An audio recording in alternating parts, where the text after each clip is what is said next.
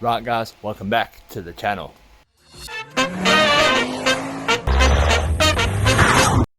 So as you can see, already stuck in, got the car up on stands at the front and the back because I'm checking out all the stuff for the new fuel system.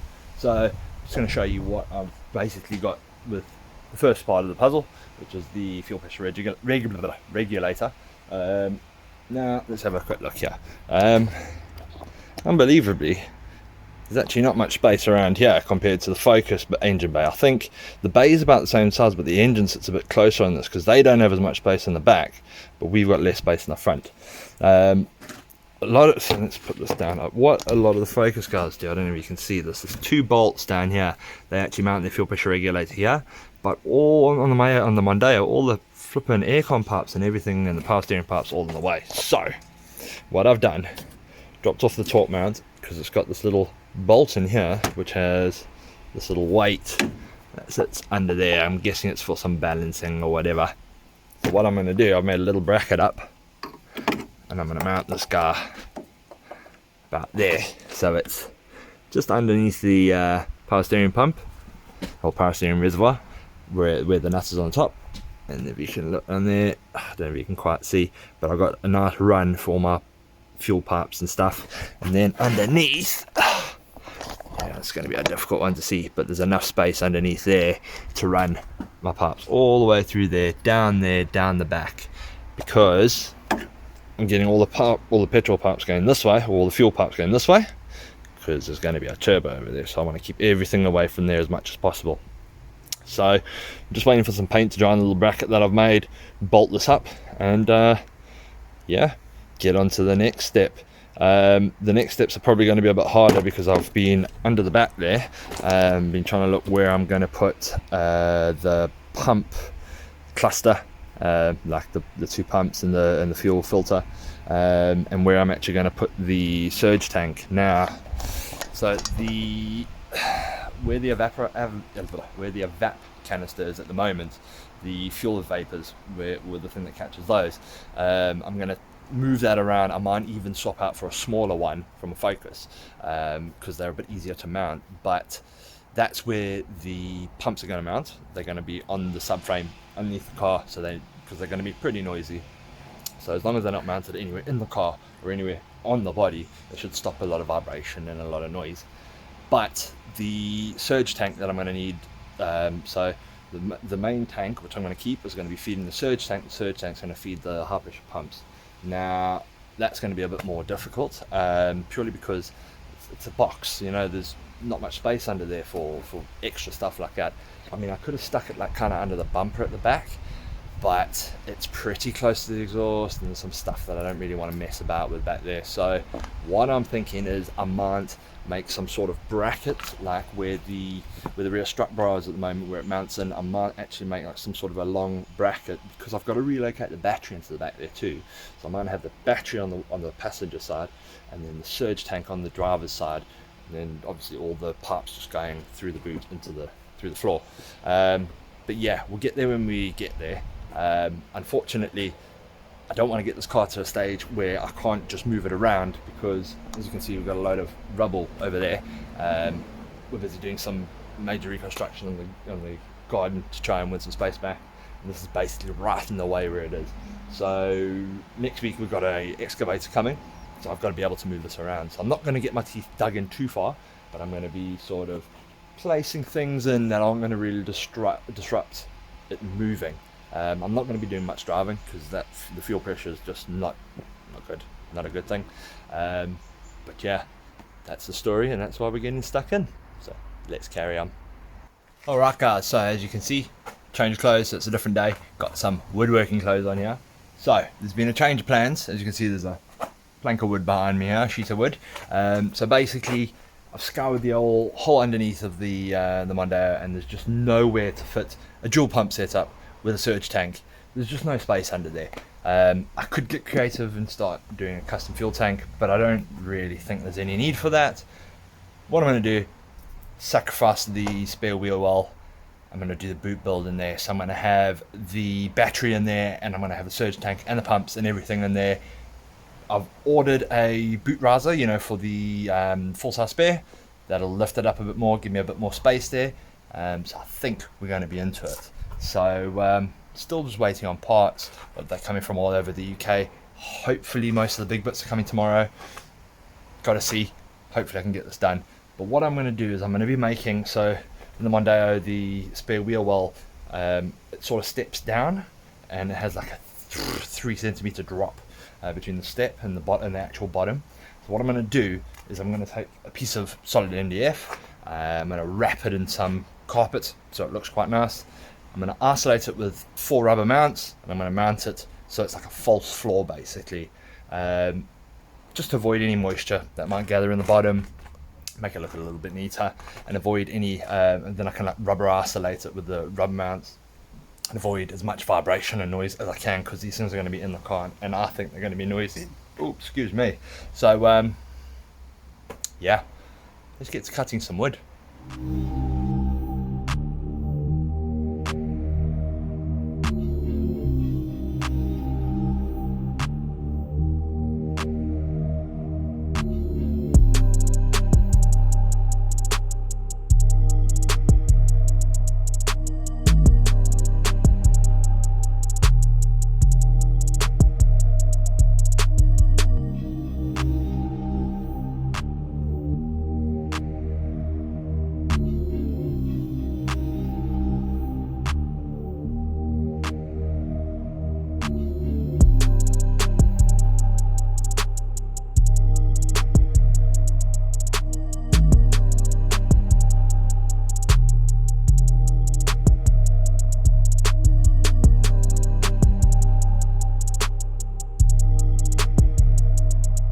Right guys, so it's all me with my piece of wood. Knocked down all the edges so there's no like hard edges or anything. It doesn't have to be perfect, although I got as close to it as I could really. I'm not a woodworker, because I am going to carpet it in some like acoustic carpeting. But I just want to show you what I'm actually going to do with this thing. So my general idea. So right, I got the boot empty here. Let's take that out, give us some space. So basically, let's put that there. As you can see, this is what I was talking about. There's a little ridge here. So I basically want this to be flat over here. This can collect water, and it obviously collects all this crap. I mean, obviously I'm going to vacuum this out, but the general idea is that I'm going to be laying it in there. As you can see, that fits quite well. It doesn't actually touch the sides, which is perfect. It doesn't touch the back, so it's not going to really rattle around too much. Now, I do have these little stands, which are about, say about 2 centimeters high, about 20 mil. So this is going to actually be raised a little bit. So it's actually even going to be further away, because this obviously is curved out. So it's going to be a little bit further away. And then, so I'm going to have, zoom it back a bit here. So I got my battery in there. Probably something along the lines of like battery at the back here, surge tank and pumps there, and then feeding straight out to some bulkhead connectors I'm going to have in there. So it'll be like 1 AN8 and 3 AN6s. So I'll figure it out. Probably the AN6 is this side, the AN8 this side, because the AN8 is the main feed which goes all the way out. The AN6s, one is going to be a return from the engine. One is going to be a return to the main tank, and one is going to be a feed from the main tank. So I'm going to just mess about. I've also got a like a fuse box kind of thing that takes relays and fuses, so I can have it all sort of neatly run. I'm going to have it somewhere in here, maybe at the back. I'm not quite sure, wherever it'll fit. I mean, because this is wood, I can make a little stand and I can like bolt it to it. I can make it look quite nice.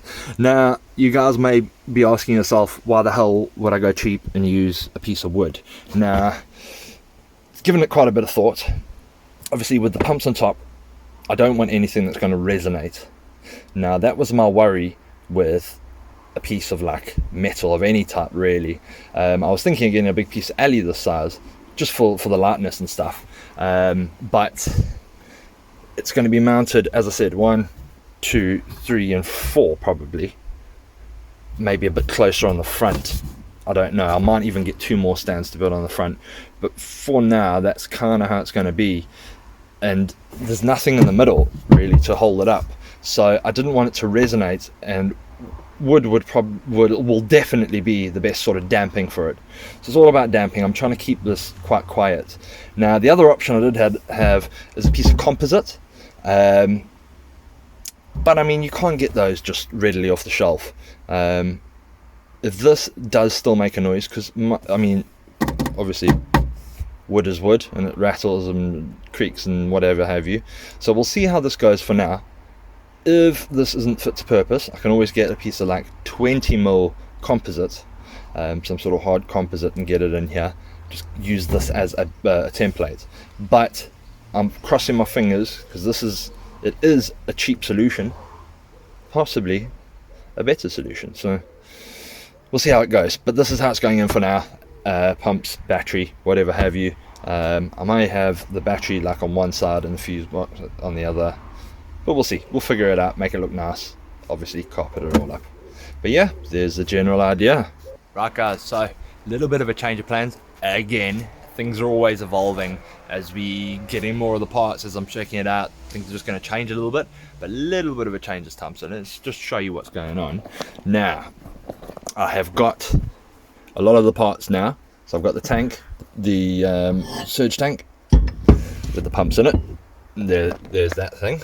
So that's what that looks like. 3 AN6 ports at the bottom, and then the 2 Bosch pumps stuck in there, and then the battery just laid out here. So as you can see, I've drawn another inner circle on there. So what I've decided to do, because I now I've got these things and I can actually size them out, so what I'm planning on doing is setting them up something like that. So as you can see from the top, something like that. So the battery at the back, pump just in front.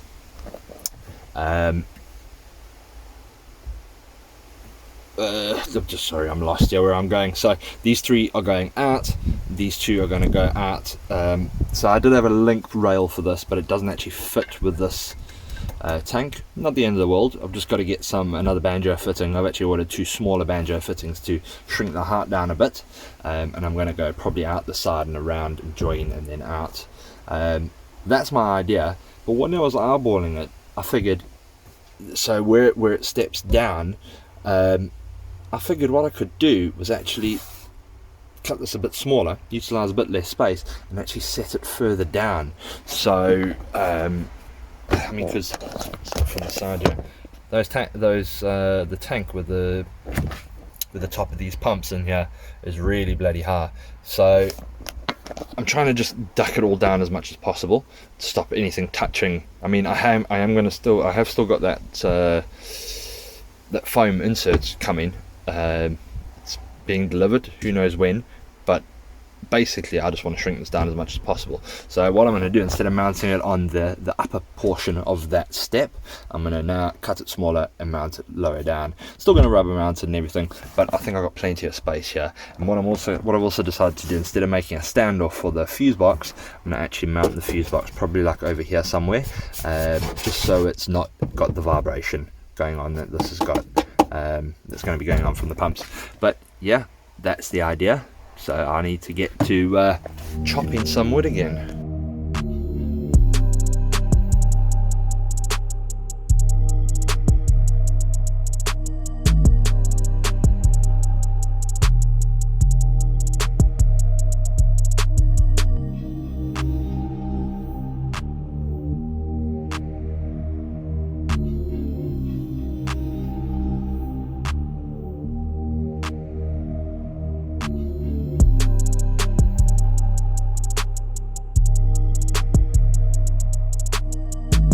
Okay guys, so got the piece of wood here, sanded it all down, drew up some lines, and I've marked now where I'm going to actually be putting the tank and the thing for the battery. So this is pretty much to the stage where I can get it now. I can't do much more until I get the bottom of this sorted out. So still in 2 minds of what to do here. Now this central thing is about 2.5 centimeters high, maybe a little bit less from here. I I could either get some higher standoffs, because these are 2 centimeters. I could get 3 centimeter standoffs, or I could drill this out. Now, I am in 2 minds of what to do with this. I don't really want to make things irreversible, if possible, but is it worth losing that extra little bit of space to keep this? That's the question. Might put this on hold, because to be perfectly honest, I'm waiting for parts and they seem to be taking an age. They're supposed to be here today. All the little fittings were supposed to pretty much be here today, but there's a couple of little niche ones that are still in the way. So I've got some time to sort of figure this out. Unfortunately, it does mean that the video is not going to be very productive. This is going to be obviously a multi-stage video for this. I do have the cable for the battery, so I'm probably going to plan this all out, get it all together, try to do a couple more things in this video, and then call it, and then obviously do the final sort of drilling holes and everything that I need to do once I got all the parts, because you can't really piece these things together until, so I had to get the big pieces so I could sort of eyeball it, and then all the small pieces around it. So I've even ordered stuff today, which will probably only come after this video goes live anyway. So yeah, it's going to be difficult to sort of progress things quickly, but progression is happening at least. So okay guys, well unfortunately Mr. Delivery Man and the postage times and delivery stuff is gonna force me to call it here. So next one hopefully will be quite advantageous, and we'll get quite far with at least the boot section of the fuel build. Obviously I'm going to do the fuel build, drill into the tank, and then work my way forward to doing the front. But that the boot is obviously the hardest part, the rest is just a bunch of cabling. But what I do have for you guys is a little reward for staying around for so long. Got a little sneak peek of where we're going with this. Just had delivery, had a look, and I'm pretty happy, so it's time for you guys to have a bit of a look here. So there you go guys, Sidewinder manifold just being delivered, courtesy of Crazy Cage on Instagram. That's at Crazy Cage 100.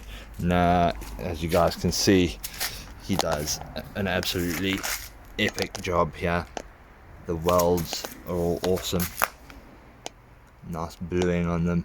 It's almost a shame that I'm gonna have to like wrap this thing, but yeah, really excited about this. So V-band clamp for the turbo, wastegate clamp, and obviously where it goes on. So you can imagine the block's going to be here, turbo is going to be sort of around the side of the block. But I am well impressed with that. I'm really happy with all of that. Look at that bit of weld porn there. But yeah, that's the next step.